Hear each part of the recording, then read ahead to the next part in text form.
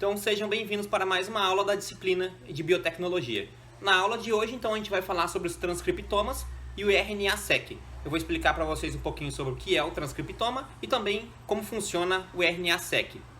Então a primeira coisa que eu quero mostrar para vocês aqui é o processo de produção de uma proteína.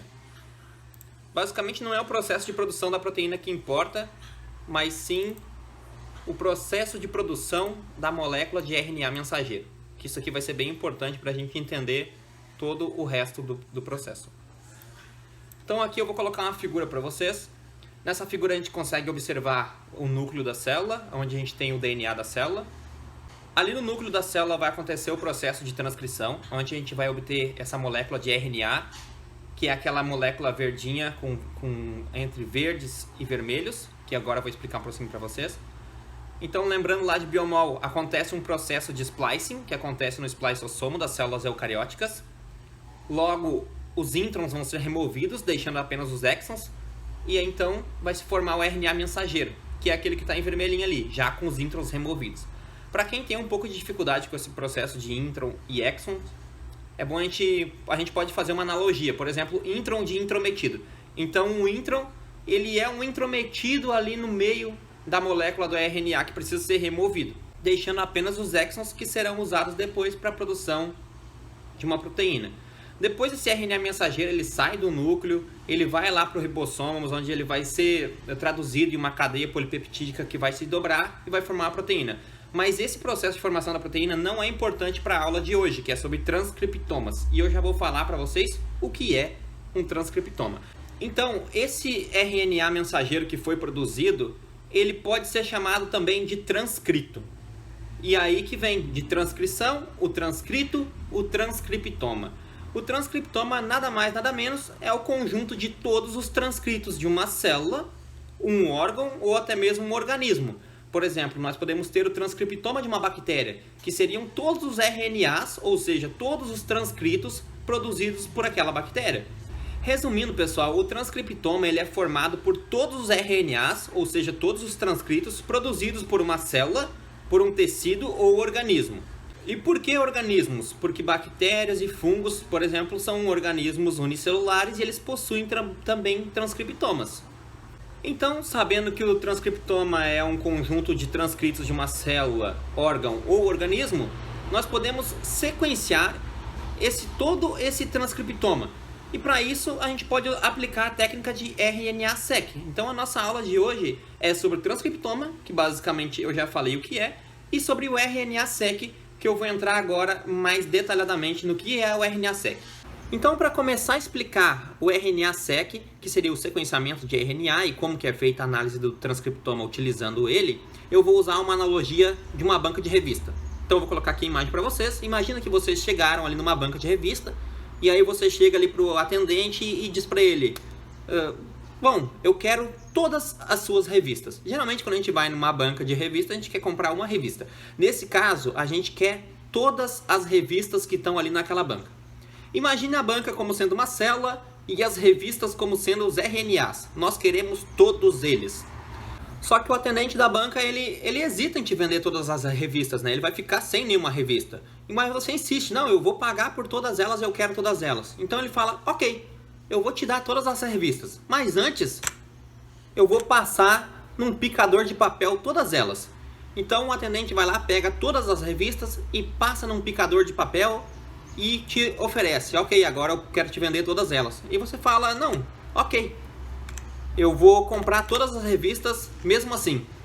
Aí você compra todas as revistas picadas, leva lá para o seu laboratório, onde você tem um monte de estagiários que vai pegar cada pedacinho daquele, vai pegar uma fita e vai começar a colar um a um até montar aqui toda a revista de novo e entregar para que você possa ler. O processo do RNA-seq, ele é basicamente o mesmo. Nós vamos pegar todo o RNA de uma célula, por exemplo, nós vamos picar ele todinho em pedaços pequenos para que seja possível a gente fazer o sequenciamento nos aparelhos que a gente possui hoje, geralmente entre 150 a 200 pares de base, a gente vai deixar esse tamanho de RNA. E depois de tudo picado, a gente vai sequenciar tudo isso e a gente vai analisar tudo isso e tentar montar a nossa revista novamente. Então agora eu vou falar algumas vantagens de se fazer o sequenciamento, de se fazer a análise do transcriptoma com o RNA-seq. Então a gente tem alta produtividade, é possível fazer experimentos com uma só corrida do RNA-seq, pois esse sequenciamento ele tem uma abordagem global. O RNA-seq ele também possui uma vantagem financeira, ele tem um baixo custo comparado com outras técnicas de sequenciamento. Quando a gente fala em sequenciamento, todos esses procedimentos de sequenciar tanto DNA quanto RNA, a gente está falando de altos valores. E o RNA-seq, em comparação com as outras técnicas de sequenciamento, ele ainda é mais barato, mais viável no caso. E com ele a gente tem capacidade de fazer bibliotecas de RNA. Então com o RNA-seq a gente pode quantificar a expressão gênica, a gente pode fazer análises de expressão diferencial, a gente pode descobrir transcritos novos e variantes de transcritos, a gente pode analisar e descobrir padrões de splicing.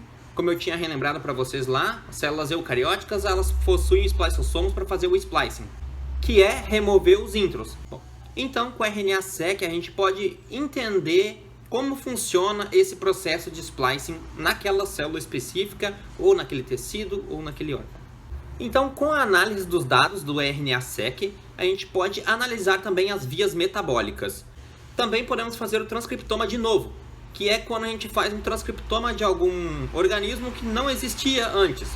Por exemplo, foi descoberto um caranguejo nas águas marinhas do Oceano Pacífico, uma nova espécie de caranguejo. Sei lá, estou dando um exemplo aqui.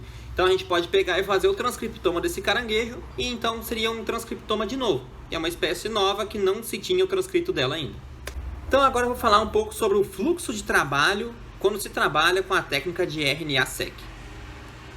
Então primeiro a gente precisa extrair, purificar e enriquecer o nosso RNA.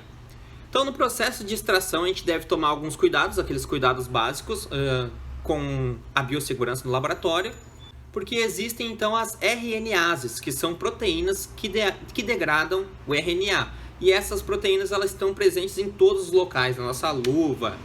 Então, com todo o cuidado e a biossegurança do laboratório, vamos manipular essa amostra para não degradar o nosso RNA. Então, vou falar um pouco sobre a purificação. A purificação ela pode ser feita de diversas formas, com fenolclorofórmio, com colunas de purificação com base em bits magnéticos, ou seja, o método de purificação que vai ser utilizado, ele não é importante aqui para a aula, mas é importante que se saiba que sim, é preciso purificar esse RNA.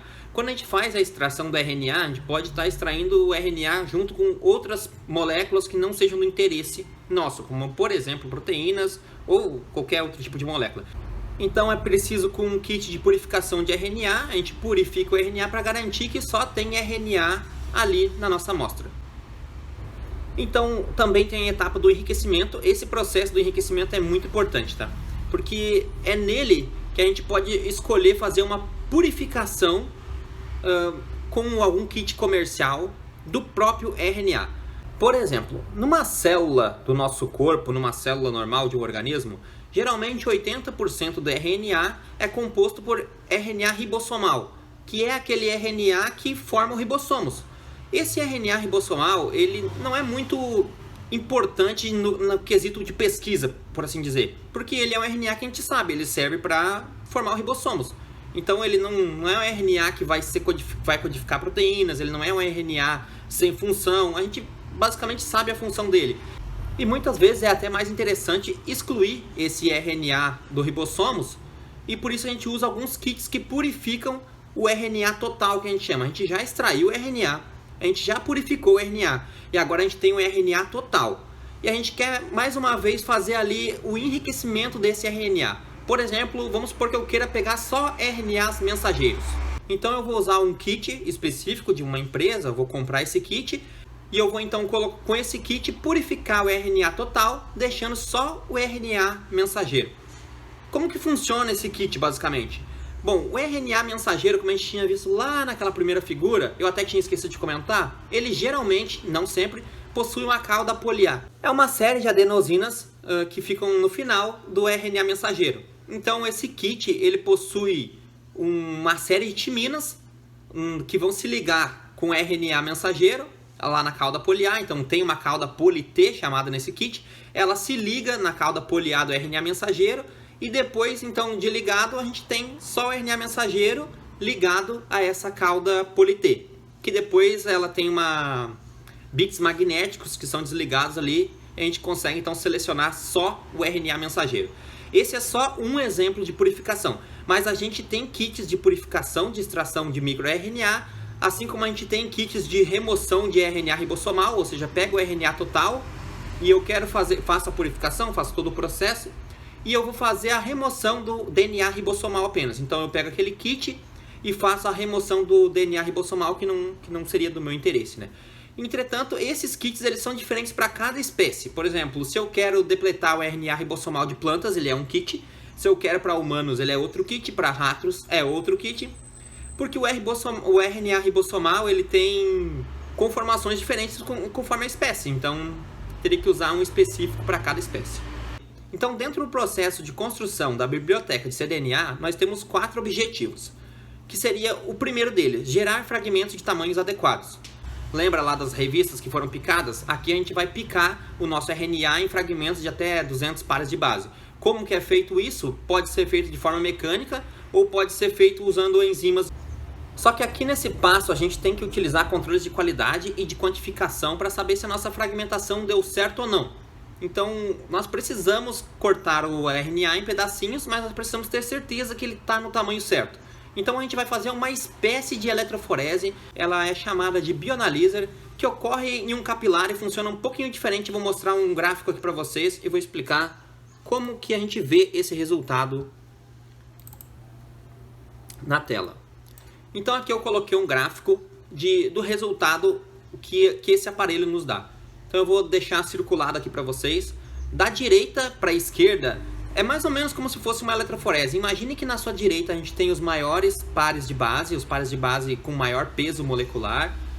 E para a esquerda a gente tem os de menor peso molecular. E a gente consegue ver um pico bem grande perto ali dos 200 pares de base. Então a gente tem ali 25, 200, 1000 e 4000. A gente tem uma concentração maior de RNA com 200 pares de base. Isso mostra que sim, deu certo aquele nosso processo de clivagem do RNA. Bom, para manter a orientação da transcrição, a gente vai adicionar os adaptadores às extremidades de cada fragmento. Então são adicionados moléculas ali como se fossem primers em ambas as pontas do RNA. Então através desses marcadores a gente também vai conseguir fazer o quê? A transcriptase reversa, que é transformar aquele RNA em DNA, em cDNA, né, que é um DNA feito através de uma molécula de RNA, que depois a gente pode fazer... Que com ela a gente pode fazer PCR, entre outras coisas. Então agora a gente tem a molécula de cDNA. Então além disso são adicionados marcadores nas amostras, como se fosse um código de barra para a gente poder processar várias amostras ao mesmo tempo no aparelho lá do sequenciamento. Então a gente quer sequenciar diversas amostras que não tem nada a ver uma com a outra, e para o aparelho entender de qual amostra é qual, a gente coloca uma espécie de código de barra ou index. Depois disso é feita a amplificação e o sequenciamento, que vai gerar os dados brutos que vão ser analisados depois na próxima e última etapa, que é a de análise de dados. E basicamente todo o processo daqui para frente é feito no computador por alguma pessoa formada em bioinformática ou se você mesmo tiver conhecimento em bioinformática, você também pode fazer essa parte de análise de dados. Aqui nessa parte de análise de dados fica o que é mais complexo, é a parte mais computacional. É aqui onde vai ser montado todas as tirinhas lá da nossa revista que foi picotada. Então aqui na análise de dados é onde a magia acontece propriamente dita. Aqui vai ser feito o alinhamento de todas aquelas sequências, vai ser feito a montagem, tudo que a gente tinha picotado lá em 200 pares de base. Aqui através de códigos do computador vai ser remontado, pode ser feito quantificações, observações de variantes, coisas que ainda não foram descobertas, serão descobertas agora, tudo com base em análise de dados de bioinformática. Então a bioinformática também é uma parte muito importante e relacionada fortemente à técnica do RNA-seq.